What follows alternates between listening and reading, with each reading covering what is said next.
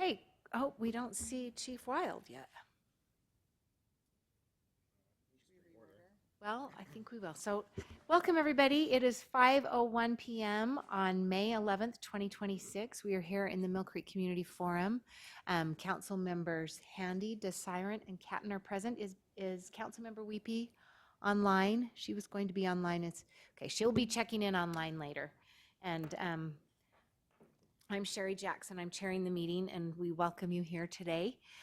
It looks like Chief Wild is not here yet for our first report.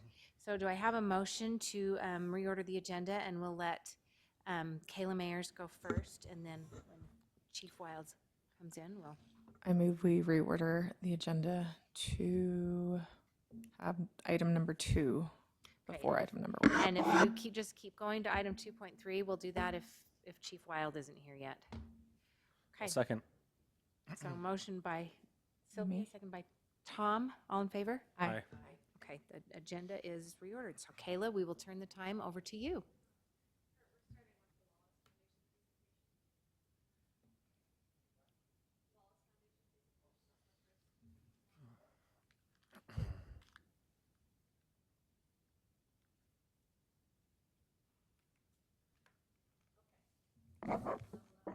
Is it on? I don't think it was on. There we go. Oh, there. Okay. Thank you so much, Council. I just want to make sure I understand. I'm going to give this presentation. If the chief is here, we'll switch out, and then I'll come back and do promise update after him. Yeah, Okay. we'll do that. Okay. So I'm here to give you an update on the Wallace Foundation and sort of the initiative that goes along with that.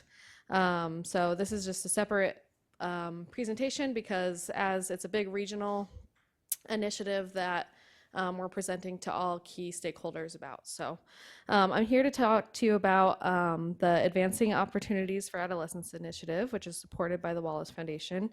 Previously, we reported on the fact that through our partnership with Promise Partnership Utah, our region received an investment from the Wallace Foundation to transform youth development in Millcreek and South Salt Lake. Next slide. I think I have the thing. This slide represents key partners currently engaged in the work. There will be many other community partners involved in the future, but this is currently the core group that's involved. Thank you. Maybe.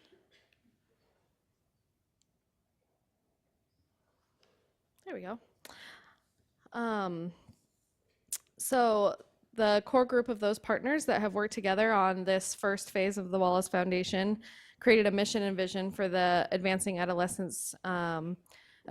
Opportunities for Adolescents initiative, which is that all adolescents in South Salt Lake and Millcreek have a sense of belonging, hope for their future, and are empowered to dream big, explore boldly, and pursue pathways to academic success and economic mobility. And then the mission is we will reimagine and strengthen a youth-centered system across sectors where barriers are removed, opportunities are expanded, and resources are rich and reflective of youth voice while building relationships rooted in trust, authenticity, and support. I don't know. This doesn't seem to be operating very well. Need new batteries? Maybe.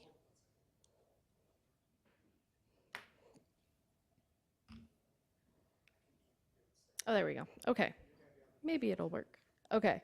So this is right in line with all the work that we do already with the 100% graduation and 100% basic needs met initiative that we've already started.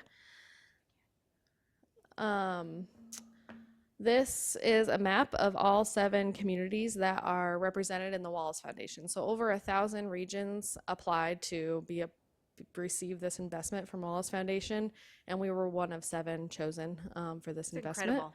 Which is huge. Yeah, great job. And so within this initiative, I'm going to kind of go through some of the research that Wallace Foundation has done around adolescence. So this is how they define adolescence between 10 and 25. I think we often think of teenagers, but this goes from middle school to early adults. Within this initiative, we want to reframe adolescence in our community. So,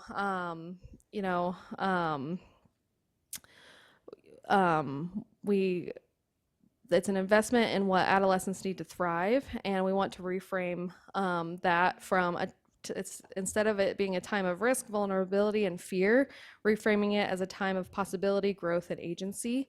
So we'll be exploring ways through our cross-sector partnership to advance high-quality opportunities that spark new interests, skills, and career awareness for our youth.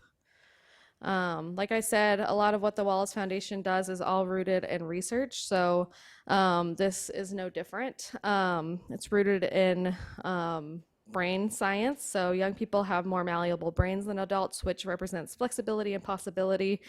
They have brains that are primed to learn and thrive on exploration. This represents the developmental needs for adolescents. So they need exploration and testing out new ideas, building decision-making and emotional regulation skills, forming values, goals, and an identity, sufficient sleep to support mental and physical well-being, finding meaning and purpose through contributions, support from adults or other caring adults, or support from family or other caring adults, and finding respect among adults and peers. So all of this is being taken into account as we explore different youth development opportunities.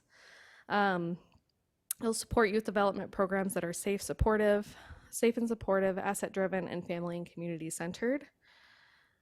This is a list of what we mean when we say youth development. So it's really, they have a big focus on out-of-school time opportunities. So we're talking about programs, not just school day initiatives or not school day initiatives at all with this initiative, but those out-of-school time opportunities.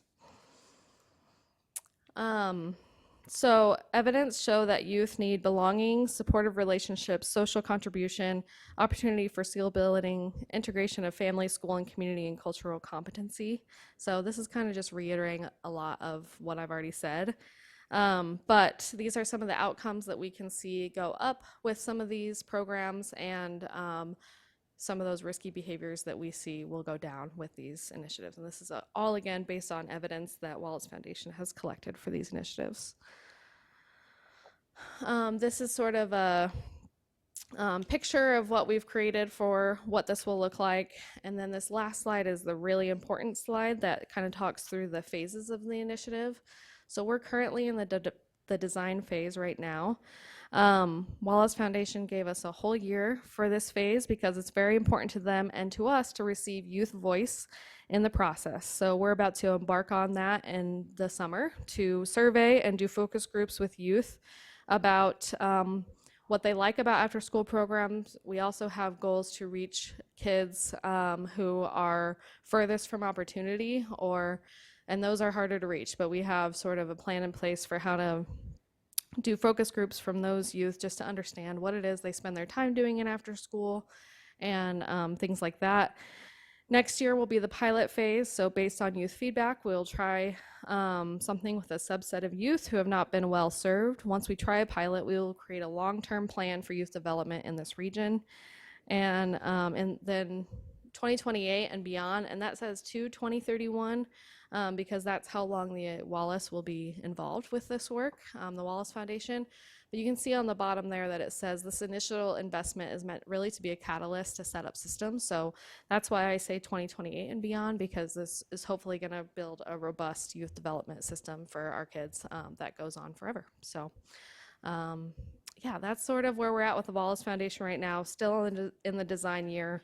But developing things with those partners. Do you guys have any questions for me on that? Yeah, thank you.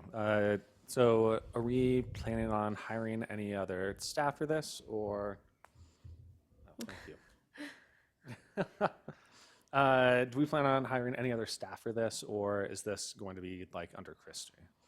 Right now, there is not a plan for that. So right now, the Wallace Foundation money is sitting in Promise Partnership Utah, who grants out money to us, as we know.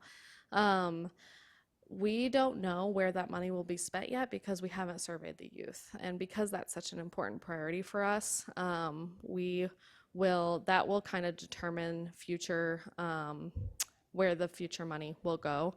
There will be some money coming to the city initially because of the time I'm spending on this with other regional partners. So they'll be paying us for that time spent planning and designing and surveying youth. But yeah, that youth engagement piece is going to be really important to determine where the money will go. So it's a possibility in the future, and will of course wind up being up to you all on how that money is spent and if it comes through Mill Creek and things like that. But it is a possibility in the future. So. Thanks. Oh, so is South Salt Lake past their design phase? Or No, are they so in the, South- are we in the same? Yep, we're all doing it together. Okay. So South Salt Lake is part of that planning group that's working on surveying youth. So we're actually going to be surveying youth in South Salt Lake and Mill Creek this summer, and doing focus groups with them. So it's kind of a cross-sector partnership initiative that we're working on together. And I think following up on that, like going back to the map, is it kind of this Utah, South Salt Lake, Mill Creek, and then others are doing something that Yep. that meets their own Yep, needs within their exactly. communities? Yeah, Okay. it's designed per community. And So remind us how much the funding was for? it's a little over like $5 million for the region over 5 years. So a little over $1 million per year. And people are excited about the money, and you know, I'm not taking any sort of claim over it as Mill Creek promised, because it really is going to be driven by youth and families and where they want the money to be spent. So That's great. yeah. So, Thank you. I think we can move on to item number 3. okay, sounds good. So this one, I told Glade. Tell.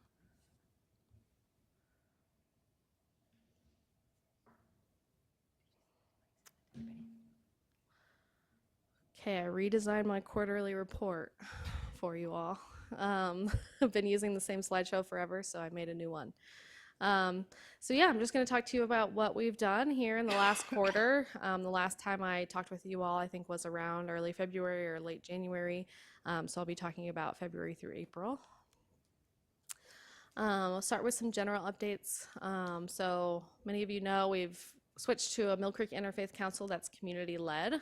So we announced the new chair at the last Interfaith Council, and what this will allow us to do is to have monthly meetings instead of quarterly meetings. We get to sort of support the community on the initiatives that they want to do rather than being the drivers. Our community block party was a success. Many of you were there. Thank you so much for coming. Maybe all of you were there, actually. So at our community block party, we had 20 tabling organizations, 128 skaters, and I estimated around 250 people. It might be closer to 200, but somewhere around there, which is great for a Promise event. So I was excited about that. Within our economic well-being focus area, we've got some data here on our Ride Mill Creek program.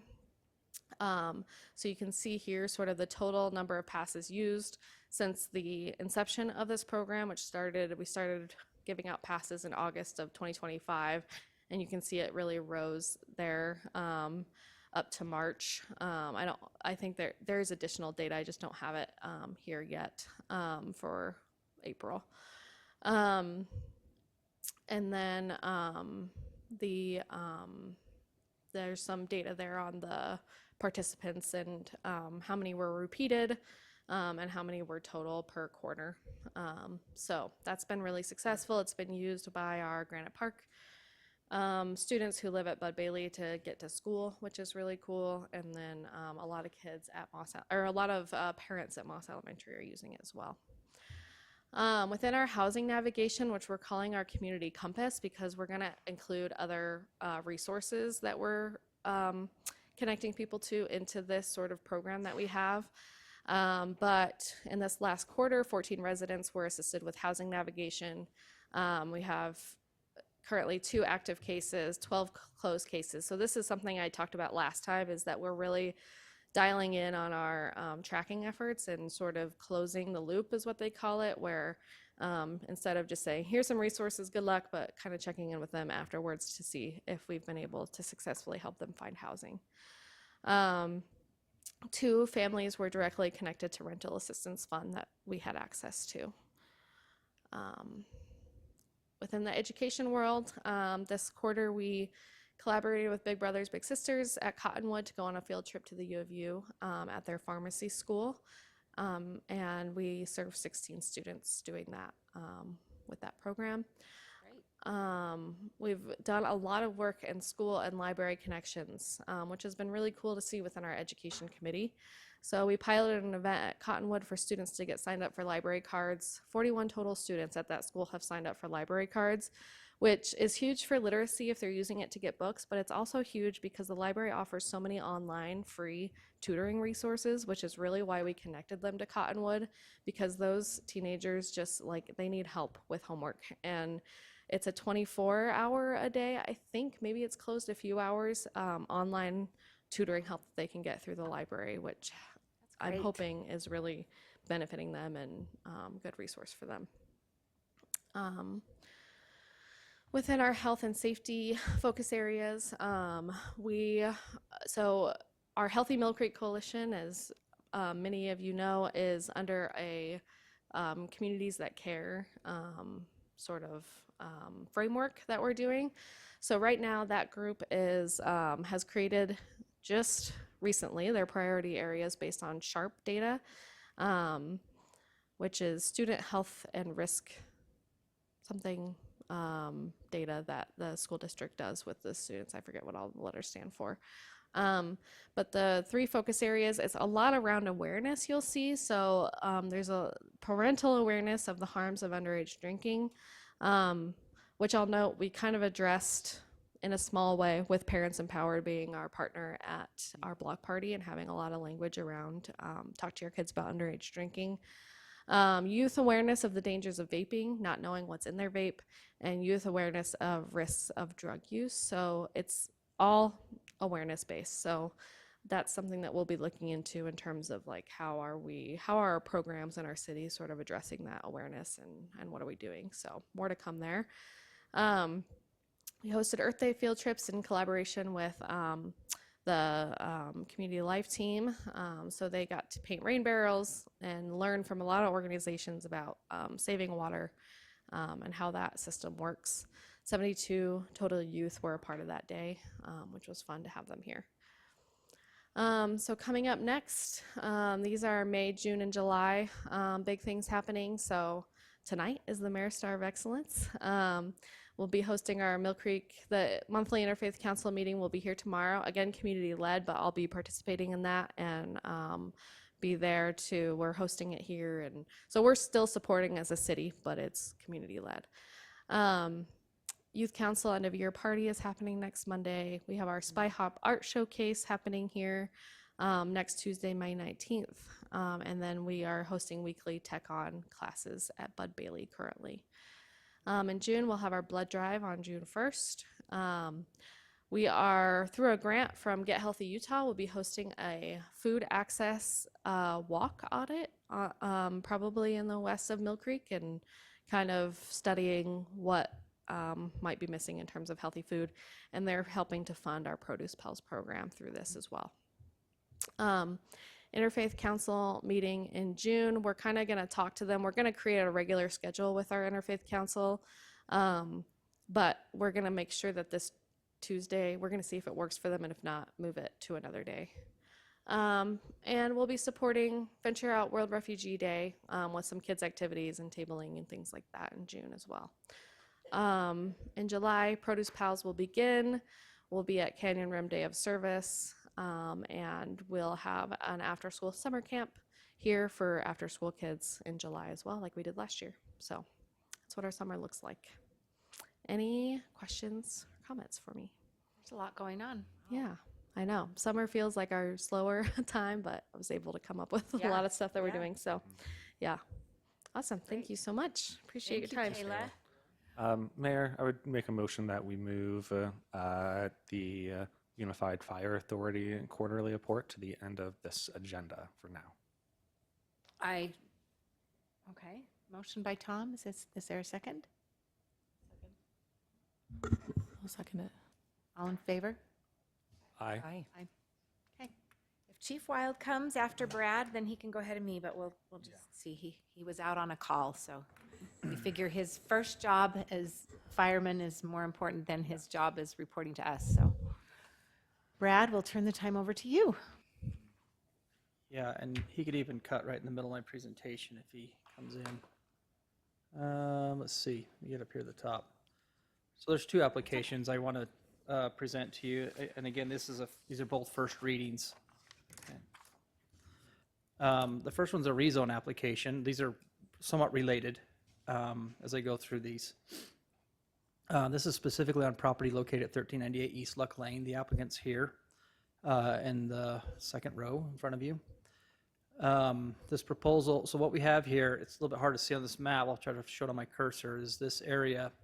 It's kind of hatched out. It's, while not completely, it's not common, but it's not completely unique in that it's got three zones on a single parcel. There's a little bit of the pink area at the end of this cul-de-sac. It's a commercial, and there's some residential single family, and then this brown color is an RM. But the parcel in of itself is more or less outlined in this hatched area. This is a 0.88 acre parcel, and it had an existing house on it, but was converted some time ago into an kind of an office counseling center that Woodhaven currently operates now. The proposal is to change or to consolidate really all those zones into a single commercial zone.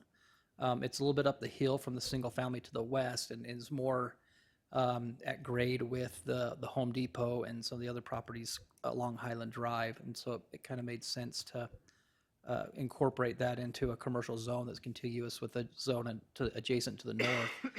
I will preface this though, because it is located in proximity to the single family neighborhood, we are sensitive to that variable, that factor. And so this comes with a zone condition. Also, here's the neighborhood master plan, just for reference, that shows it as a single family. The zone condition that staff is imposing, maybe I should just go through these aerials real quick, just so you kind of see perspective. You can see the tree line corridor that kind of runs along, kind of a fault line that really runs through there, with a substantial grade change from the Highland Drive properties down to the neighborhood to the west. The zone condition that staff is recommending with this rezone is, rather than naming all the uses that we wouldn't want to see adjacent to a single family zone, we'd rather just listed the uses, because there's 30 or so different or more uses allowed in the commercial zone. We just listed a number of zones that, or a number of uses that would be allowed in that zone. And I'll get to those here when I get to the recommendation portion of this. For reference, we held an open house. Well, there's a neighborhood meeting prior to, and then an open house, and then planning commission meeting was held April 7th, or excuse me, early April, and then planning commission was shortly after, just at the end of the month of last month in April. These are the community councils, and I do have to apologize. I failed to include the East Millcreek Community Council recommendation in your staff report, but it's here on this presentation. Just this last paragraph, respectfully, they recommended to the Planning Commission a negative recommendation for both the rezone, and there's a text amendment application that'll come up. And then to the right is the Millcreek Community Council, where they wanted a little bit of continuance on the text amendment portion, but they were not necessarily in disfavor of the rezone. Here's the zone condition that I was referring to. It's in bold there, that the uses on the entirety of the property shall be limited to medical, basically office type uses: medical, dental, general office, personal service, finance institution, and it does include reception centers and event centers. And let me just just to preface you on the next application, this is in part an application that's following this one. Part of the reason for rezoning this is currently reception centers aren't allowed in the RM or the single family zone. And so, but they are allowed in the commercial, but only as an indoor use only, not as an outdoor use. And so I'll get more into that with the next application. But these are the recommendations from Planning Commission and from staff, and then the prior ones I read to you from the Community Council. There were a number of residents that did show up at both the open house and the Planning Commission that expressed some deep concerns with allowing, with the rezone generally, just on its basic, just what that might mean, but more so with the text amendment that's being proposed in conjunction with this as well. So I just wanted to let you know. And again, this is a first reading, so we don't really have a motion per se at this point for you to make. I can answer any questions you might have on this zone application at this point, or you can open up to the public and I can try to address any questions thereafter. So Brad, this rezone is separate from changing the commercial zone to allowed outdoor reception centers. So the rezone is to clean up the property and and ensure that it's all in one zone and not spread across 3 different zones. That's correct. There's two So they're motions. completely separate things. So just Yeah. to clarify that with the council. Okay. And as far as the rezone portion, did that met with favorable recommendation from the planning commission? It did. Yeah, their recommendation passed unanimously, all in favor for the rezone with this condition. With this condition? This zone condition, yeah. If yeah, you look okay. at the second paragraph, they includes a zone condition that the use of the property is, and it's what's repeated up here for these Which- types of uses. Yeah, I mean, I think that makes sense. So you're kind of stripping out some of those entitlements that go with the zone. You know, some of those uses that would Based otherwise. on proximity to residential. Yeah, so you'd single-family? eliminate like gas stations and Home Depots and car washes and less compatible types of uses. Less desirable when in proximity to a single-family neighborhood. So it'd be kind of your daytime uses is really kind of what this list entails. Your kind of 8 to 5 office type uses. Counseling would be a personal service, for example, which is what they operate now. Hmm. Are there other questions for Brad on this? Okay. On either? Did you present everything you wanted on B as well? On what? Wait, don't say that again. On the second, did you present on both items, or do you still Just the have more? rezone. This is Okay, just for the okay. rezone. All right. So, and again, just to reiterate, the applicant's here and there is one of the residents that's here that was at the planning commission. If you, We I don't know. don't usually have public hearings at work meetings, but as you're here and we have time, if you'd like to address the council, I'll give you both a few minutes if you're interested in doing that. Do you want to wait until after the second presentation? Yeah, let's do that. Okay. So Okay. we'll let you do the second presentation. Moving right along. The second item, as mentioned, is a text amendment. Now this, even though this is proposed by the applicant, this applies broadly to the whole To zone. all commercial zones. All commercial zones, exactly. So as I'm going through this, think specifically on this particular property, but also, if you can imagine the zoning map in your mind, all the pink areas and all the adjacent single-family neighborhoods that are adjacent, that would have a potential impact as you're considering this proposal. Currently, in our zone, this is just a snippet or a screenshot. In the commercial zone, you can see as a permitted use, events and reception centers are allowed, but only as an outdoor or only as an indoor use. Outdoor uses are prohibited within 300 feet of a residential zone boundary. So that's the way the zoning code reads today. So if you can imagine what that means, you can have an indoor facility entirely enclosed within a building without any proximity to single family, or you can have an outdoor one as long as you're further than 300 feet. For reference, this property specifically from east to west is like only 250 or so feet deep, so they wouldn't be allowed to do even an outdoor one because of the depth and the proximity on this. But an indoor one could be a possibility if the zone was changed and they were to add a building and do whatever have you there. That's why that was included as part of that zone condition on the last application. So how is that measured, Brad? Is that measured from the venue to the property line, or from how is that exactly measured? The 300 feet, it'd be from the venue, from any part of that venue, wherever you have it, wouldn't be allowed within 300 feet of the property line, the neighborhood, the residential zone boundary. So if you can imagine the zone boundary, the way this one particularly works, their greatest depth is only 200 feet or 250 feet or something from east to west through this section here. So they wouldn't even be able to do it. I mean, in this particular case, that doesn't mean that another property, say over here, that wouldn't be deeper, possibly could have a venue right along Highland, but this is the cemetery. I'm just using it as an example because it's on the map. But yeah, it's from the property line of the zone of what you see in yellow, wherever that zone boundary is, regardless of property line or whatever. It's usually a property line, but wherever that boundary is, you can't do within 300 feet of that. Okay. Does that make sense? Yes. I probably stated that 4 different ways. Let's see me get.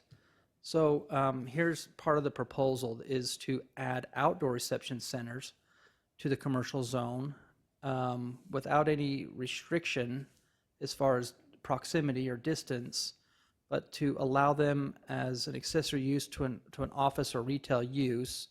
And instead of having them be a permitted use, they'd be a conditional use. Now, council, if you recall, a few months back, we brought to you kind of an idea of this proposal, and your direction to us as staff was to be business friendly as much as possible, to try to find some language and to work with the applicant of something that could work potentially to allow a business like a reception center, event center to be on a property as an outdoor use. This is sort of the best thing we came up with, is to allow it as a conditional use that allows it on a case-by-case to be evaluated at a planning commission type setting. And conditions could be placed on that use based on the circumstances, depth, height, whatever. Conditions could potentially or commonly are things that could prohibit or limit the hours of operation between certain hours. They could limit the sound and the noise, the number of tenants or guests, or things of that nature. Again, those would be impacts above and beyond what would normally be expected in the commercial zone, and those will be placed and evaluated based by the planning commission. You'd be delegating that authority to the land use authority. So this is the best language we've came up with as far as that goes. There's some standards we've added to the zone if you were to so choose to consider and approve this. Some of those standards are some of those things that I mentioned. These can certainly be modified however you see fit. Again, things related to participants, light, sound, noise, hours of operation, etc. And then a definition that kind of more broadly defines what a outdoor event center is. Our definition is pretty simple. It's just a couple of lines. This goes into listing wedding receptions, birthdays, bar mitzvahs. Well, it doesn't say that, but anything that could be small scale and what have you. Just some findings we went through just for your consideration. When we just did a zone change, or a text amendment, a whole code update back just last April in 2025. There was a lot of stakeholders that were involved with that, a lot of outreach. And this, although it wasn't one of the main topics discussed, it was an item considered. There's kind of a good, better, best hierarchy when it comes to these kind of uses in these zones. The best is the way we feel staff is the way it's written today, is just to not allow them within proximity of a residential boundary. The 300-foot we felt was a good buffer. And part of the reason behind that is because these events tend to peak or surge as you get into the evenings and weekends, which is when your staff is not here. And that's when the residents are normally more so at home. So we felt that buffer was adequate for outdoor uses, and then to allow them as an indoor use regardless of proximity to a neighborhood. And that's partially because when they're indoor, a lot of that sound and noise and things of that, lighting and so on, is sort of contained within the building. So that's sort of our preference. If you're going to allow this change, the second best way to do it is through a conditional use as an accessory to an already established use, legally established use. And then with some standards that help kind of mitigate or direct that business on how to operate in terms of some of those impacts. So that's our conclusion, is to keep, our recommendation is to keep it as is, but again, this is their application for your consideration. And again, just to emphasize, this applies broadly, not just to this property, but across the zone. Okay, thank you, Brad. Okay? Any of you have questions for Brad on this? item? Okay, I will open it back up. If anybody would like to address the council, I'll give you a few minutes to do so. Since you're here, or if not, I mean, this is the first read, so it will come back to us. Is the plan to come at our next meeting on the 26th. 26th? It'd be a Tuesday for Okay. those, because of Memorial Day. Right. Anybody like to address? No? Okay. Then, let's see, Chief Wild is still not here, so we will turn to item 5. Let's see, Kurt, will the clicker work from my seat here, or should we? Okay, let me grab it.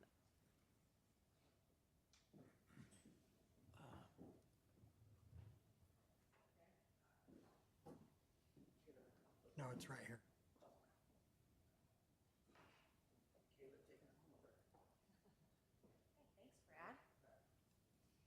Okay, so as you know,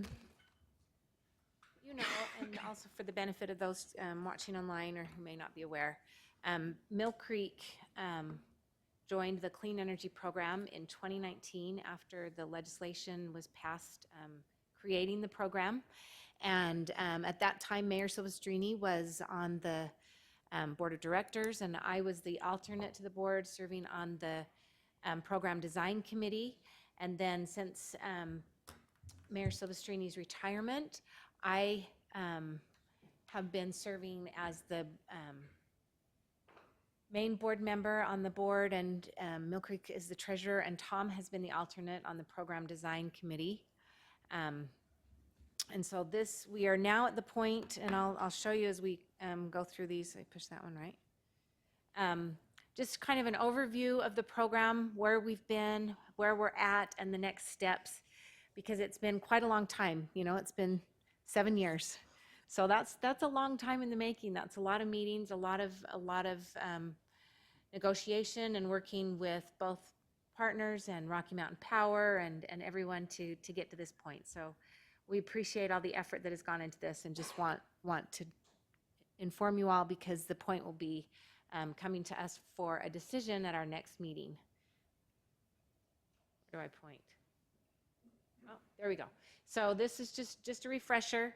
And so you know, the Public Service Commission approved the order on March 4th, which starts a 90-day timeline for communities to adopt the resolution, officially joining the program, adopting the ordinance. Sorry, so that would be June 2nd. So this has to be done prior to June 2nd if our community is going to continue in the program. Okay, how we got here. So the Clean Energy Program, it's a brand new program giving Utahns the ability to choose clean, reliable, affordable energy through Rocky Mountain Power. By investing in clean energy, the program will help meet Utah's growing energy needs. So this is really a group of communities coming together. It's cities and counties, Salt Lake County, Summit County, really kind of taking the initiative to promote and purchase more renewable, clean energy sources to add to our energy grid that would offset the amount of energy used by each of these communities. So the goal is to be net 100% renewable or clean energy sources by 2030. I don't know if 2030 is still a reasonable goal, but thereabouts. And that doesn't mean that our energy will all be produced by renewable or clean sources, but yet the amount of energy we are using will be offset by that same amount on the energy grid. So the hope is that it will, Rocky Mountain Power will be able to decommission some of these coal-powered and other energy sources that aren't as good for our air quality. We still need them for reliable energy and for times when the sun doesn't shine and the wind doesn't blow and all of that, but yet we can do a lot with clean and renewable sources. Okay, so this kind of explains how that works, the net 100%. And as you can see, that electricity from traditional sources, this shows it all going away. I don't anticipate it will all go away, but as far as like what our energy use within Mill Creek and the other surrounding participating communities, it will be offset by those renewable clean sources. The renewable option comparison. So currently people have the option to be a blue sky participant, which means you voluntarily contribute $1.95 per 100 kilowatt hour blocks to support renewable energy, which you can, just sign up through Rocky Mountain Power and say, we want to commit $10 a month or whatever it is to this program. And that helps them in putting more renewable and clean energy sources on the grid, and it's basically paying towards Rocky Mountain Power's investment. There's also subscriber solar, which offers an existing 20 megawatt solar farm in southern Utah, so people can say, hey, I want to contribute to this solar farm. I'm willing to be a subscriber solar participant. It's capped, and so there can only be so many projects on the grid through this program. And then customers with the resources can install their own rooftop solar. And there's we'll talk about this in a little bit, just some differences in those personal solar projects, but doing so supports more clean energy on the grid. It can lower monthly bills, and it can help be a source of renewable energy for homeowners. Okay, the process. So first, the enabling legislation, as I mentioned, was passed in 2019. It established this program. 23 communities initially adopted the resolution to move forward with this. And then when it came time to signing the governance agreement, 19 of those communities signed, and they've been working on the development and design of this program since that time. And a utility agreement was signed, and Millcreek signed that utility agreement. We had to do that along with Rocky Mountain Power, which outlines the roles and responsibilities, so that we all know exactly what each is taking on. The program application was submitted to the Public Service Commission, and it was filed by Rocky Mountain Power with significant involvement from the renewable energy. I don't know what to call it. There's several names. We'll say URC. And Mayor Silvestrini included testimony in this on behalf of Millcreek and the other communities, just talking about how important this program is and urging the application be approved. The Public Service Commission reviewed and released the order and resource evaluation method, and first power purchase agreements approval pending. So that means there have been they've put out an RFP for some renewable projects. The program design committee and the hired experts looked at these and said, hey, we feel that these are a worthy project to continue looking at, so we can start when the program gets going. We can have some projects lined up ready to go. So that's an important piece to actually getting this moving and becoming a reality in our communities. And then finally, the participation ordinance, which is where we're at. Several communities have already adopted this, and several more are continuing to talk about this within their councils, and we expect approval within the next few weeks prior to the June 2nd deadline. So the program details, I'm trying to see, I think we've kind of talked about all that before, so I'm going to, wait, did you want to go back? No? Okay. So this is a big thing that I think a lot of people are wondering. How much will this cost? And this was a big sticking point for us too in Millcreek, because we did not want to be committed to anything that was going to be a really expensive proposition for our residents. So the program will cost $4 per month for eligible residential customers. And that's really the program fee is $3.88, and then 12 cents goes towards the low-income program for anybody who would like to participate but doesn't have the money to contribute. We don't want it to be exclusive and say only people with means can participate in this program. So as you'll see at the bottom, all residential customers in participating communities are eligible except those on Schedule 135. And Schedule 135 is the solar program that was initially introduced to homeowners with rooftop solar. They have a one-to-one retail credit for their excess electricity that's sent back to the grid, and it's called the net metering program. And this was anybody who joined and put solar panels on their house before November 15th of 2017. They would be on that Schedule 135. Then there was a transition schedule, which is Schedule 136, and that was in effect till about 2020. And then the current schedule is 137. It's there's not quite the same retail credit for the excess energy produced, but it's called the net billing program. So except for those initial solar panel owners who are on Schedule 135, everyone else is eligible to participate. So who qualifies? You have to have a Rocky Mountain Power bill, which everybody in Millcreek receives power through Rocky Mountain Power. You have to live in a community that is participating in the program. And not every community in the Salt Lake Valley is participating, but a good number are. And you have to have a household income at or below, these are the low income offerings, sorry. Have an income at or below 150% of the federal poverty level.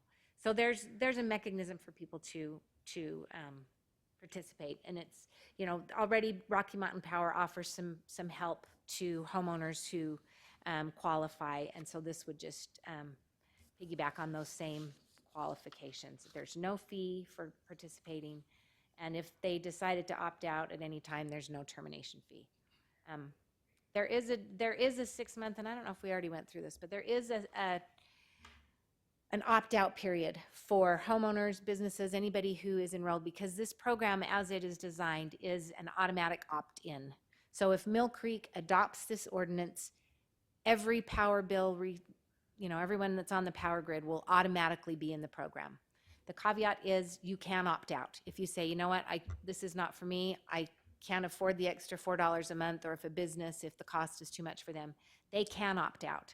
And that's, I think, really important for people to understand. Millcreek adopting the ordinance gives residents the option to participate in this program. They're not forced to participate. They can opt out and leave if they decide it's not for them. And Mayor, I think it's important to add too, if you don't want to participate in this program, that is fine, but please opt out within the initial period, because there is a fee afterwards to opt out.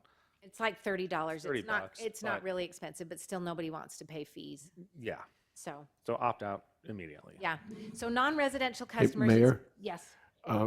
Also, they're going to be sending notice to every Yes. resident that gets a power There bill will be that they 2 can notices. opt out, right? 2 notices sent by Rocky Mountain Power, separate from the power bill, so that people will get them. And some people, I don't receive a mailed bill. It comes to me through email or a text notice.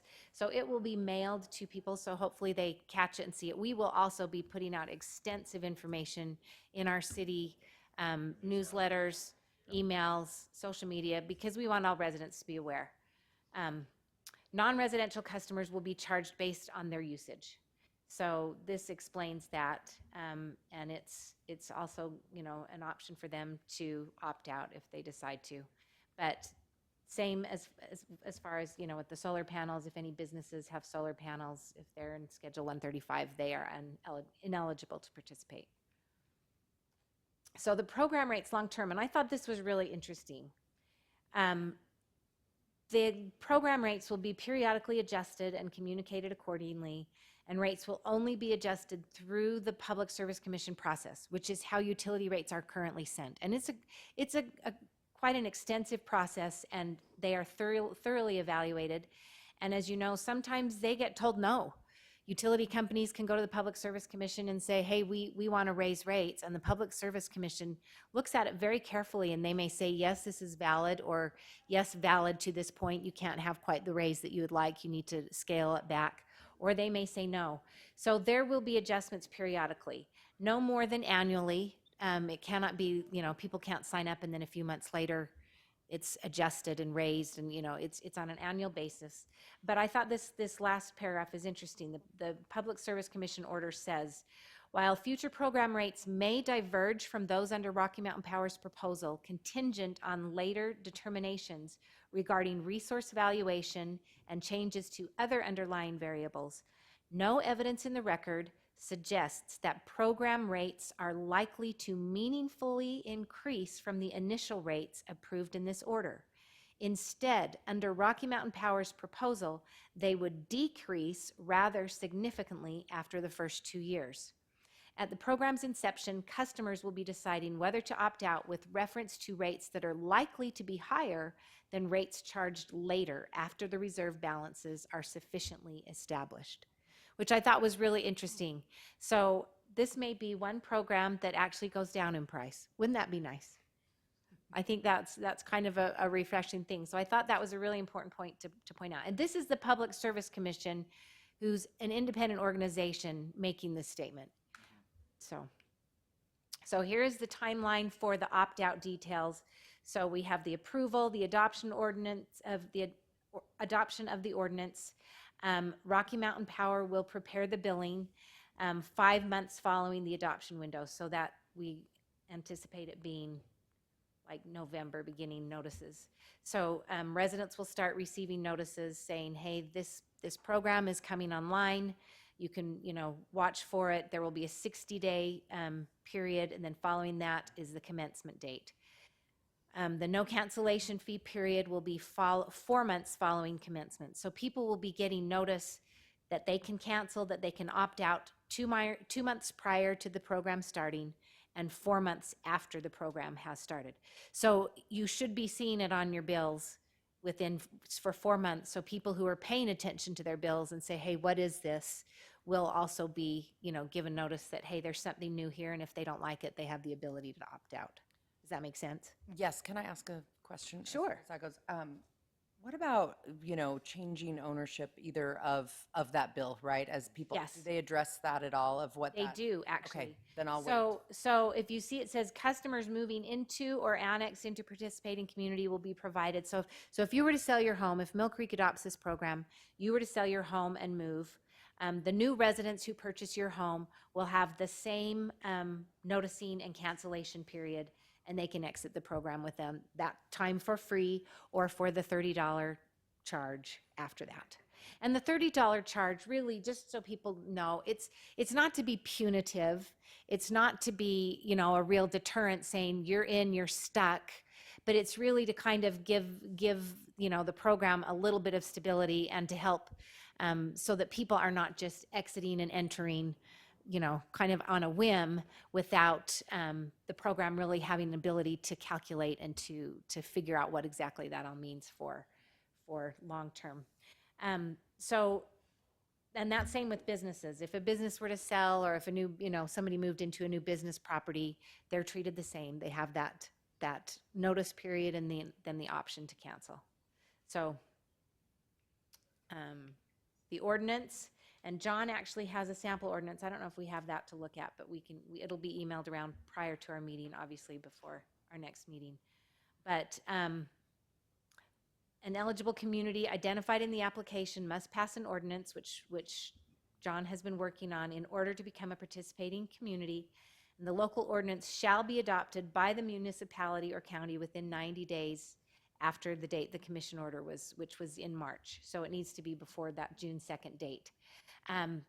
The Utah Renewable Communities outside attorney, Phil Russell, who's a Millcreek resident, I learned. He lives in Millcreek. He has been working with the program and advising and consulting and representing the program. He drafted the ordinance in 2022 with input from several board members, and John Brems was involved in all of this. And it was the first draft model was drafted in 2023. So we have been working on this a long time. Wheels move slowly in some things, and working with Rocky Mountain Power, they move a little slowly. So we appreciate their thoroughness, but we're glad we're to this point. I'm just gonna move ahead. Any questions on this slide? Okay. So, and then this is kind of the preamble of the ordinance. It lays out the history, the context, the requirements for each community, and there's a lot of whereas clauses which can be used, amended, or removed, which John has been working on. The details, a vote by the city council, the community would be opted in, then all eligible Rocky Mountain Power customers in Millcreek would have the choice whether to stay in the program or opt out. And this kind of just goes over what I've discussed with you before. and then the details, so that you know, entering into the utility agreement, Mill Creek has already signed the utility agreement. The costs that Mill Creek would be responsible for. So we have already been contributing money to this program. We've had residents who were very passionate about it, who donated funds for us to be an anchor community because they really wanted to see Mill Creek participate and explore whether this was a good option and something worth continuing. So we have been involved from the very beginning. The contribution from each community was pooled to create an agency budget. Mill Creek has acted as the treasurer, and it's been used to cover the costs of our attorney by the Division of Public Utilities and Office of Consumer Services. We hired consultants, and it's been done in a very thoughtful way to ensure that this program was thoroughly considered and set up in a way to bring success. We've reimbursed Rocky Mountain Power for the cost of providing, or we will be reimbursing Rocky Mountain Power for the cost of providing 2 notices to all customers within Mill Creek City boundaries. I don't have that number, and Rita and Lisa actually were working on that, but it won't be more than a few $1,000s. And then the cost to participate in the program as a customer, if Mill Creek, as a city, if we decide to stay in and not opt out, then our city facilities will also be evaluated, and we will be billed as a program customer should we choose to keep city facilities enrolled. But the ordinance states that Mill Creek will not be responsible for any other program costs. So what you see here is what we will be responsible for. Okay. Next steps, we will be looking at this on our May 26th agenda prior to that June 2nd deadline. And staff from the Utah Renewable Community Agency are available to answer questions. And I want to note that Glade Sowards, who is Salt Lake City, what is your official title, Glade?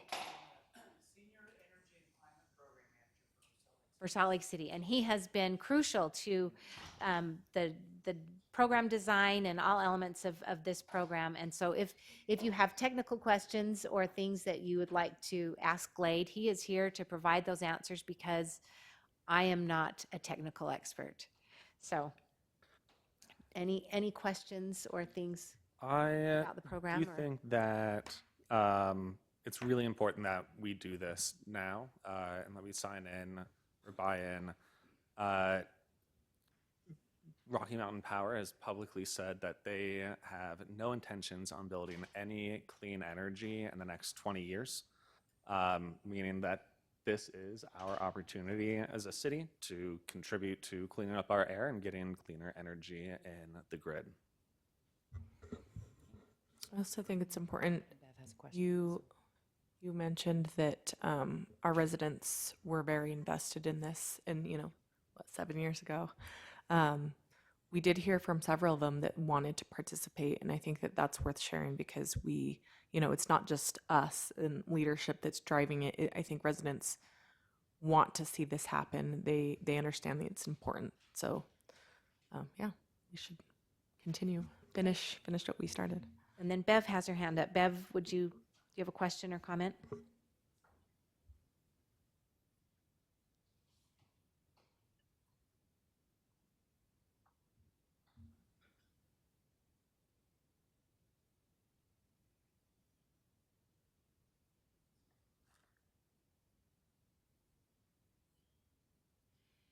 So I think because Mill Creek is one of 19 communities, it's based on the assumption that a large majority, and I don't know if Glade can speak more specifically to that, but that most residents and businesses within the adopting communities will stay and be participants. Is that correct? Yeah, come on.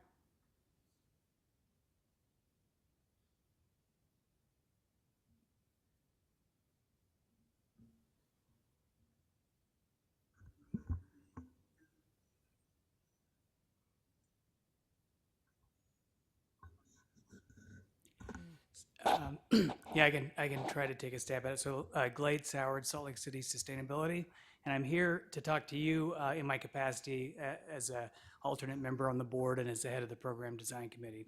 And so it's a great question. What happens if people opt out more than you expected? And I'm sorry, I've got just a little bit of vertigo, so if I'm being a little strange, I sometimes suffer from that, so bear with me. We did a projection for what we thought the participation rate would be, and it ends up being about 80% for residential customers, 30% for small and medium businesses, and 5% for large businesses. Sorry. Do you want to sit down? Yeah, is that okay? Yes. I'm so sorry. Yeah, no, and Sometimes this you're fine. sneaks up on And, me. and you know what? Yeah. And you can just talk loud Yeah, and just we'll, talk we'll hear you. Hi, sure. I'm No. so sorry. Don't No, mean to make no, a you're fine. I just don't problem want for you you. falling Sometimes down, I just Blake. get a little. So sorry. So I will sit down if that's okay. So it's anticipating only 5% of large businesses will stay in. Yeah, large. So that's like very industrial conservative. size. Yeah. So when you do that as kind of a weighted average, you end up at 39.9% of our eligible load for the 19 communities. Importantly, though, we're only going to size the resource acquisition kind of smallly or incrementally as we go. So the first resource will be sized kind of on the smaller side. We'll see how these participation rates stabilize, and then we will acquire more resources as we need it. So the idea is to not get out over our skis and end up with too much resource acquired. The other important thing to understand is that these resources, we are starting by developing a administrative and a resource reserve up front to cover many years worth of the program net costs. And so there'll be kind of a buffer there, so to speak, to make sure that we're well covered before the PPA can take effect, the power purchase agreement, can take effect. We will need to have a fair amount in this reserve. And so that helps insulate against that potential outcome. It's a great question. Which is partly to what that Public Service Commission statement was speaking to, that they anticipate that the cost may likely go down because that reserve, once that reserve is met, and if the program participation has remained stable, the need to build up a reserve won't be there continually. So then the rates may potentially go down. Is that correct? Yes, that's correct. So the company in their program application projected kind of a build-up phase to get those reserves in place, about a 4-year period, then a maintenance phase where in the projections, the rates actually drop by like an order of magnitude, and then they actually go low or potentially negative as the reserve is returned to customers. Now, it's more complicated than that in the real world. As we acquire more resources, it could delay that build-up phase out over time, but that's correct. That's why the PSC, what basically happened is we wanted to make sure we could avail ourselves of some federal tax incentives before they sunset. So we asked for at the higher end of the rate in the rate making, in the docket before the PSC, to make sure we could get to those resource reserve targets early on, get that established, and get that underway so we could get the tax credits to have a more reasonably priced resource for customers. Good. Yeah. Thank you. Absolutely. Go ahead. Under the assumption at 80% residential, 30% small business, and 5% large business, is that collectively as assuming all 19 cities opt in to this program, or is that a per city expectation? And the reason why I'm asking this question is, are there going to be cities that have to carry that 80% for others who may not meet that threshold? It's a great question. So the projections were done, pooling all the eligible kilowatt hours from all 19 communities. And each of those communities have a different footprint. Some are kind of bedroom communities that have lots of residential customers. Some have large industrial customers. And so when you apply the 80-35 percentages accordingly, you get a different outcome. Currently, we have already with the 7 communities who have adopted the ordinance, we are at about 74% of eligible customers and just about 69% of projected participating customers. But really, the important thing to understand is the resource is going to be acquired to fit the participants of the program. So we'll start small So we'll be at a fraction of what we'll need to make it net 100.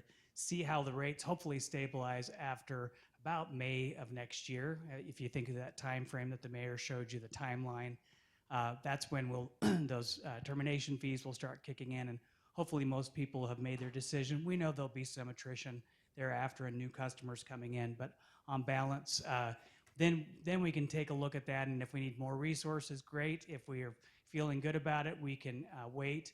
And the URC board actually has a voting mechanism to make sure that if the rate is going to go up more than 10% over what was projected, there's a pretty big voting threshold that requires kind of super majorities of both the community votes 1-to-1 and also of the load. So it would take a high bar to continue to drive up program rates after that point, and the communities have a say in that matter.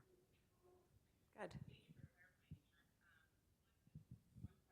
Is as a program customer or a partnering city, Oh, we couldn't Are there- understand you, Bev. Could you repeat that? I'm sorry.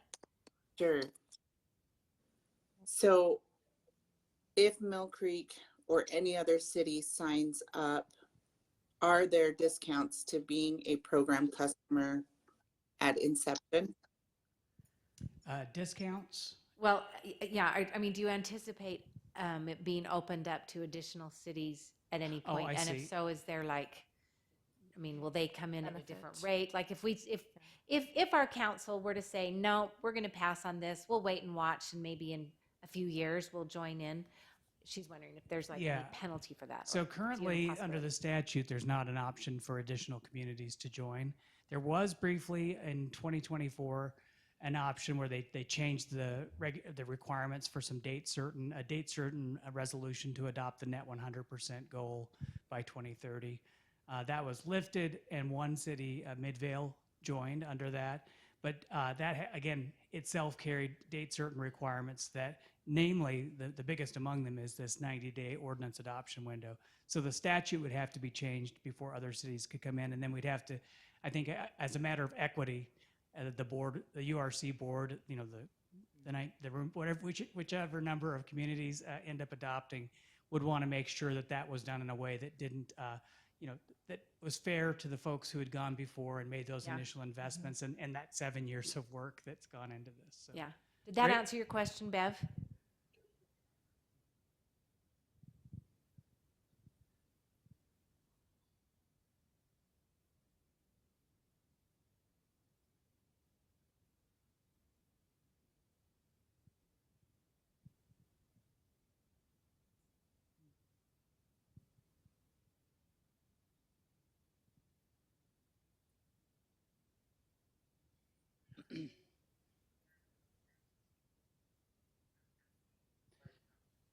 Yeah, that's a good question. So there's nothing in the program application that precludes someone from coming back in later, but the Utah Division of Public Utilities, which was one of the it's a state agency that was one of the parties to the to the docket,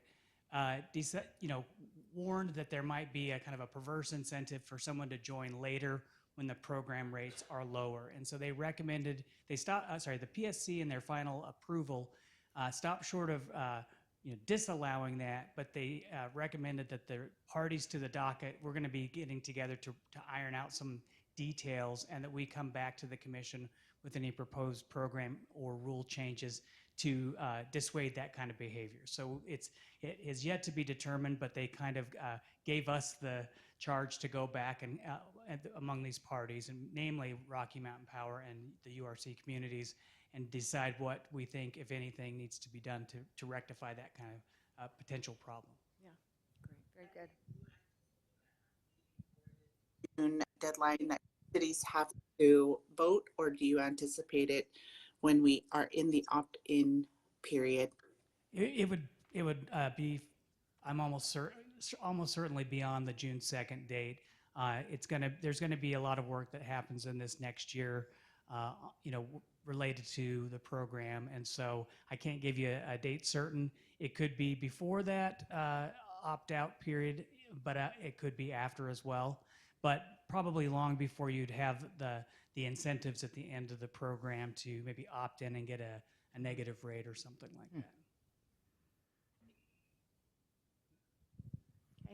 I have a other questions? question, Go and it's one that I have heard from residents, and I think it really, there is kind of been implied the answer to it, but has been the oversight of it. And, you know, some residents may feel like we're handing $4 to Rocky Mountain and taking their word for it. But I don't know if you want to speak more to the URC board, and really, as you're even saying, we are designing this, but letting residents know that there is oversight and that this is a partnership.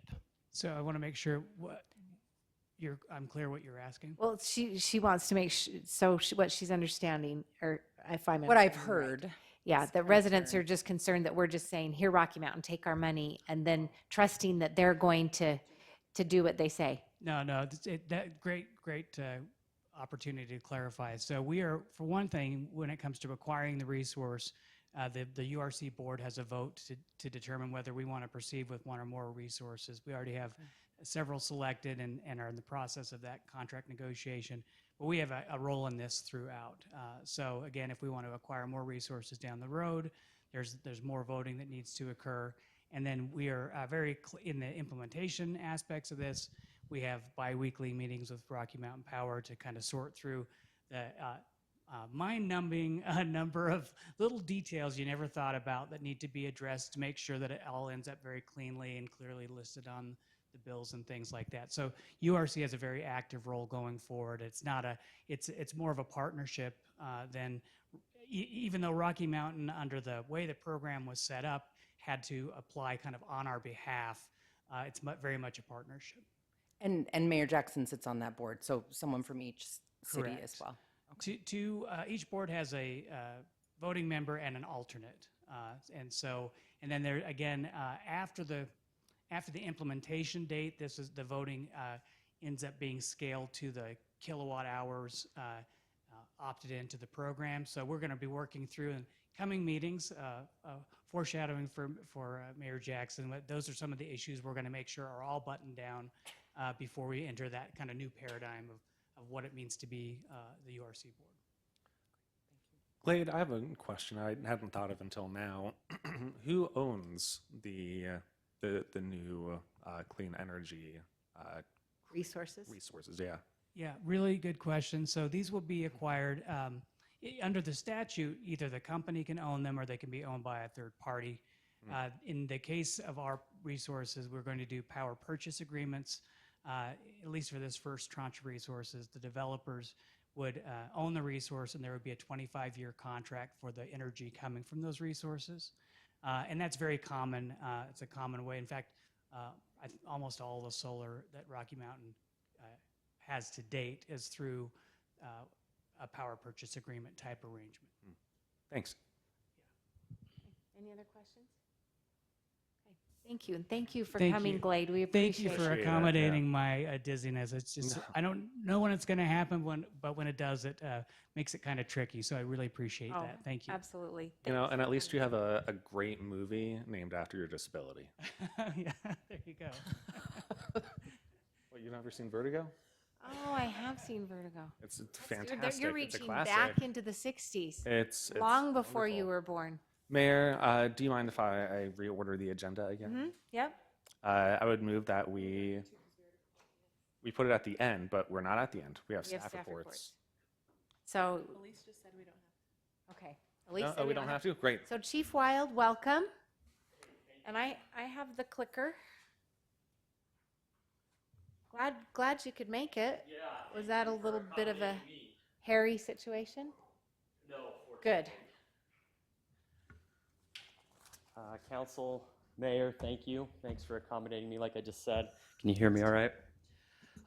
No, it was fortunately not too big of a deal, but anything up Mount Air Canyon is concerning to us fire-wise. So I've got your quarterly report for the first 3 months of 2026 that I'll be presenting to you guys tonight. Very similar numbers that I present every quarter. The ones I typically highlight are the call volume, total incidents, 1,463. It's down compared to quarter 4 of 2025, which was 1,638. The other number that I always highlight is our emergent total time, and that's the amount of time from unit gets dispatched, the alarms or the tones go off at the station to when they show up at the address. 90% of the time, our units responded in 6 minutes or 46 seconds or less. That is an improvement from last quarter, quarter 4 of 2025, which was 6 minutes, 51 seconds. In terms of calls year over year, just as a reminder, in 2023, 5,775 calls, 5,742 in 24, and 6,088 in 25. And if we, all the quarters are the same as this, we'll be at that 6,000 number. So our calls are increasing if it stays steady. I'm going to be presenting or talking about the community risk assessment, which, as you'll recall, UFA presented to the city back in February.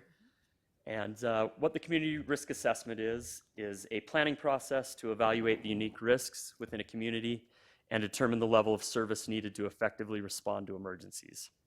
By analyzing factors such as population, incident types, response times, and community hazards, it helps guide decisions on staffing, station locations, apparatus deployment, and emergency response strategies.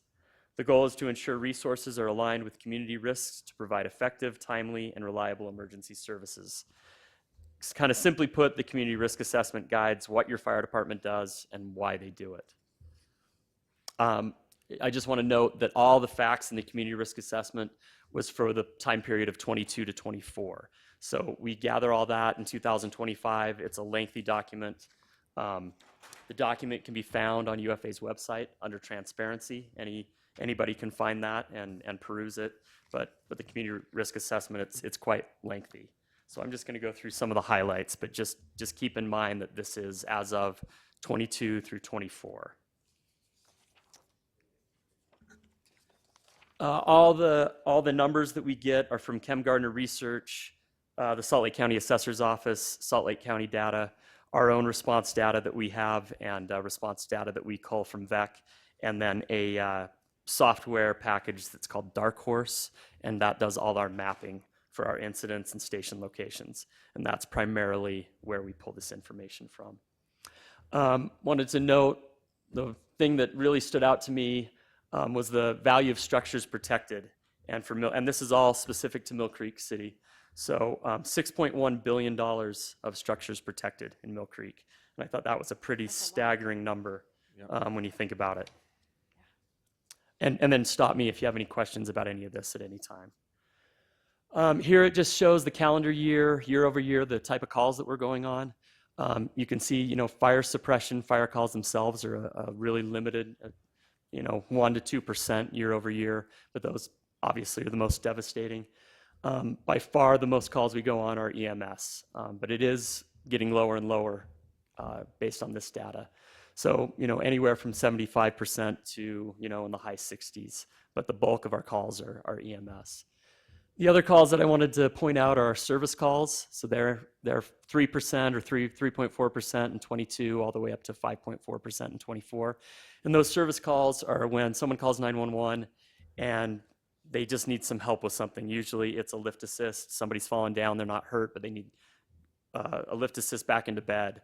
Or they need their battery changed in their smoke detector that might be higher than they can reach. Calls like that. And so that makes up, you can see in 2024, we went on 311 of those. About 5% of our calls are those types of service calls. Any questions so far? Okay. What this pie chart represents is the time, and it's a little bit hard to read. I understand those on the side there, it's a little hard to read, so I'll go through it. But this is from the time it takes from when the call taker at 911 dispatch answers the phone to when our unit arrives at the address. So 911 call getting answered to arrival, and 73% of the time we are arriving in 7 minutes or less, and 88% of the time we're reaching the address in 9 minutes or less. That's impressive. It really is, and when we talk about call processing time, that includes the call processing time, which is getting the information from the caller, what kind of emergency they're having, do they need police, fire, both. I think that is a pretty... The fact that you can get 20% of the calls in under 4 minutes Yeah. is just incredible. Yeah, I agree. I think it just speaks to we're good at what we do on getting out the door and getting to someone's house when they're having an emergency. So it's a great service, right? Um, let's see. Yeah, I said that total response time includes the call processing time. Any other questions on that? Okay, this pie graph represents our turnout time, and turnout time represents when that alarm goes off at the station to when we're pulling out of the station going en route. And 86% of the time we're we're getting out the door in 2 minutes or less. Our UFA goal is 90% of the time. Getting out the door in 2 minutes or less. So we're working on that. We really focus on this because we never get to dictate where the emergency's happening, what the weather's doing, what traffic's doing, anything like that. But this is something we really can control. We can control the amount of time it takes us to get out of the station. So we really are training hard and trying to find processes that get us out faster. So all our new stations are being designed so it's minimal amount of time for wherever you're at in the station, and it's a straight walk through to the apparatus. That's one thing that we've been trying to do. So we're working on that, and we're really close from this time period at 86%, but we're trying to get to 90. All right, this bar graph just simply shows the incidents by time of day. It should surprise nobody that the bulk of the calls are during the day and not so much in the early morning hours. What I do find interesting about Millcreek is that it's not like some of our areas that are kind of bedroom communities where there's low population or low call volume during the day. It's pretty steady at all times a day. It just kind of shows that Millcreek's just kind of thriving at all times of the day. There's people here all the time, in the day working, and then here living in the evening. This shows by day of week counts, and it's pretty steady across the board, a little less on Sundays, but there's no particular days that seem to be that much busier than any other day. And again, this is specific to Millcreek City. This map, I'm just going to read it because it's a little bit complicated, but I think it's a pretty interesting thing to see. It demonstrates the coverage of a multi-unit response to a residential fire based off all the apparatus being within their station. So the green represents the ability to have 17 firefighters on scene in 8 minutes or less, and then the lighter or more into the red you go, the longer it takes to get those 17 firefighters. The important thing about 17 firefighters is that's what the NFPA has identified as an effective firefighting force. They feel like at a structure fire, you need at least 17 firefighters on scene to take care of all the critical tasks. So you see, Millcreek is well covered, and then obviously the further east you go away from the city center, the longer it takes to get those 17 firefighters on scene. Up in the Cove, we have Station 112, as you can see, kind of in the middle of that 10-minute range. And we can get that first engine on scene quickly, but getting everybody else up there takes a little bit more time. Let's see. Based off the predictive data, the 90th percentile for 17 firefighters for UFA to arrive on scene is 7 minutes and 49 seconds. But obviously, the further east you go, it takes more time. The upper reaches there in Olympus Cove, we're still getting that effective firefighting force in around 15 minutes. Any questions on this? So I think this is something that'd be really interesting for our citizens to take a look at in the community risk assessment that's found online. How come there's the weird random like hotspots there on the west side? Yeah, so I thought that same thing, and I think what that has to do with is it must be part of the data that sets that. And it's all in that straight line, right? So it must be access, and it looks to me like that's right around the Jordan River, and that's the only thing I could come up with, and I'm not familiar. Maybe not a good cross for them to get there. Yeah. Jordan River, I-15, and railroads. Yeah. But I thought that exact thing, like, why is it all in that one line? Yeah. And I'm not familiar enough with the Dark Horse software to give you a definitive answer, but that's what makes the most amount of sense to me as to why it'd be on that north-south line like that. Any other questions about this? Okay. All right. The other thing that UFA does at the beginning of every year is list our accomplishments from the previous year. Now, this is UFA-wide. This isn't specific to Millcreek. and I won't go through the whole thing. This again can be found on our website if people want to peruse it. I'll just highlight something in each section. So total unit responses, UFA-wide, 64,374. And that was another figure that really opened my eyes. We've got 64,000 units going to emergencies in 2025. Under patient care and patient care outcomes, I think something that we're really proud of is that if you think across 27 stations within UFA, all our apparatus are ALS, meaning they carry paramedics, and with paramedics come controlled substances. So we've got quite a bit to track. The DEA requires UFA to track all our controlled narcotics from the time we order them all the way until they're used or we destroy them. And we have to know where they are at any given time, 24 hours a day, 7 days a week. Every 2 years, the DEA sends agents with a subpoena, DEA agents with a subpoena, to audit our system and our tracking. And last year was one of the years they did it, and they found no adverse findings across UFA. So that's quite awesome. an accomplishment. In partner involvement, let me get to the right page. Fire and life safety education is obviously a big thing that we do here at UFA, and we had 250 documented station tours UFA-wide in 2025. And I'm confident that that number is probably double that when you take into account people that just drop by the station, that don't schedule it, and then all the tours that we do at schools and at the grocery store. It's pretty often that we're just at the grocery store and a family is walking by in there, and we give them a tour of the not the station, of the engine or the truck. Within Millcreek itself, we had 63 documented station tours that we provided in 2025. All right. In emerging challenges, we don't just highlight our accomplishments. We like to talk about where we're going and the challenges that we're going to face in the next year. One thing that's identified is expanding alternate response and community risk reduction models to reduce system strain. And I know I've talked to the council here a lot about our low acuity unit that we house out of Station 101. That is directly coming from this emerging challenge that we have at UFA to try and find other ways to respond to emergencies. And that's been very successful. It has been. It's gone on, I think we're at closing in on 400 calls now, and we're not even a year out yet for we're doing a 1-year model to see if it's working, but I think it has been very successful. There's talk that it's going to go to other communities, but I know here in July of the new budget year, it's going to continue at least at Station 101, if not other communities. Good. So we're fine-tuning it. We're still trying to get it to work exactly how we want it to work and get to the calls that we need it to go on, but that's going to take a little bit of time just to fine-tune it.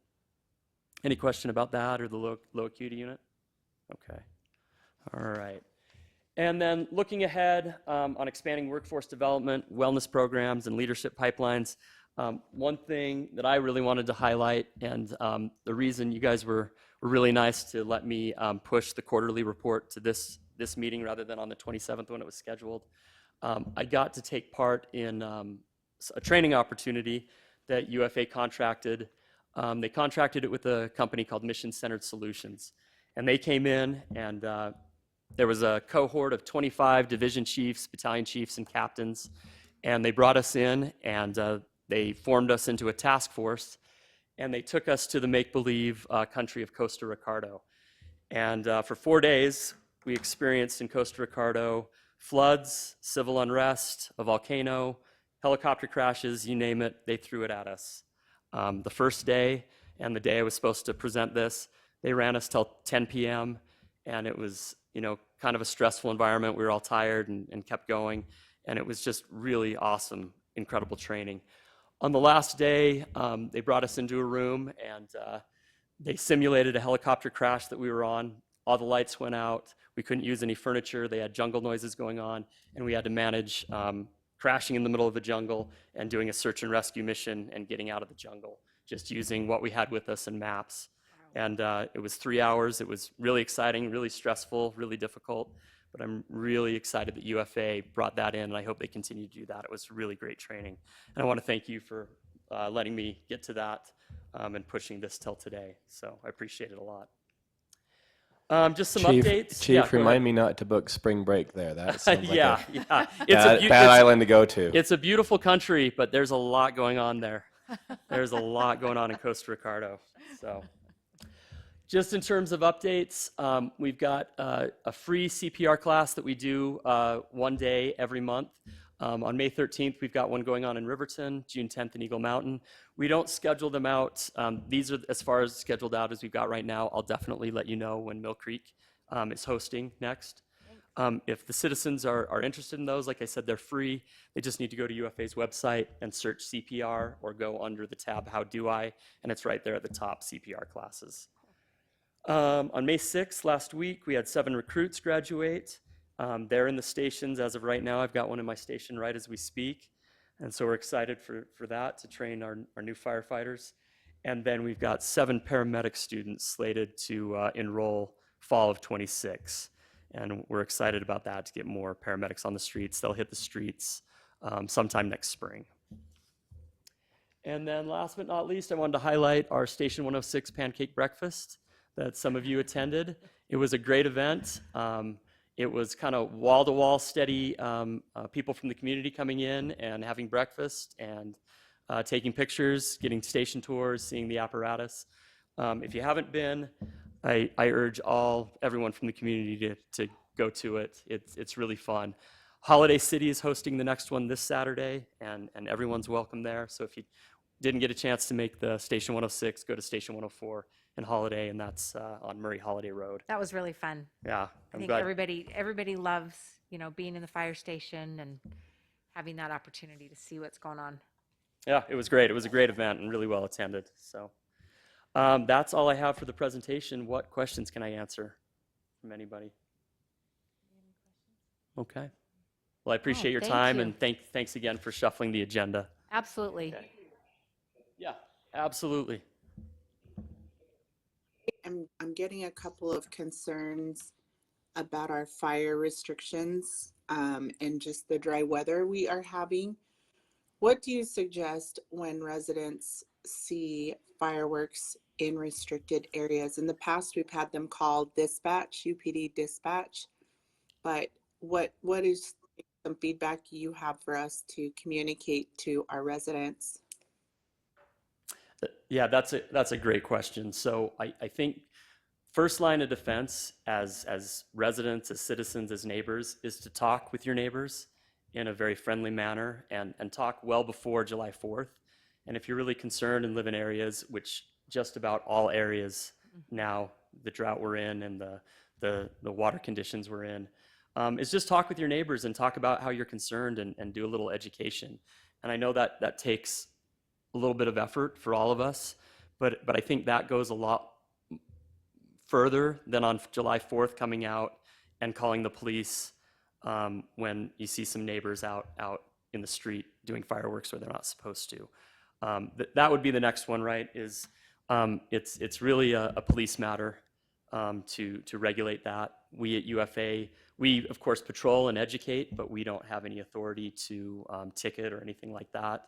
So we really strongly fall on education. And when we're out and about on those holidays, if we see people lighting fireworks in areas they don't, we definitely stop and try and educate them. But ultimately, we can't do the enforcement. Does that answer your question, council member? Okay. So yeah, I think, just to reiterate, I think talking about it with your friends and neighbors well before the holidays, and then if you do see that, just calling 911, that's really the mechanism to stop that behavior. So, but July 4th, as we all know, the fire department is stretched. I know police is stretched. We can only get to so many places. So it's really those conversations and having them with your neighbors and being responsible for yourself beforehand. Good. Okay. Thank you. Anything else? Any other questions? All right. Appreciate your time. Thank you. Who would like Okay. this? Give it to Kurt. Okay, so it's 6:30. I think Mr. City Manager, should we save our staff reports and the discussion of other agenda items till? I think we should. Okay. Then do I have a motion to adjourn? Motion to adjourn. Is there a second? Okay, all in favor? Aye. Aye. Okay, we will be back at 7 o'clock.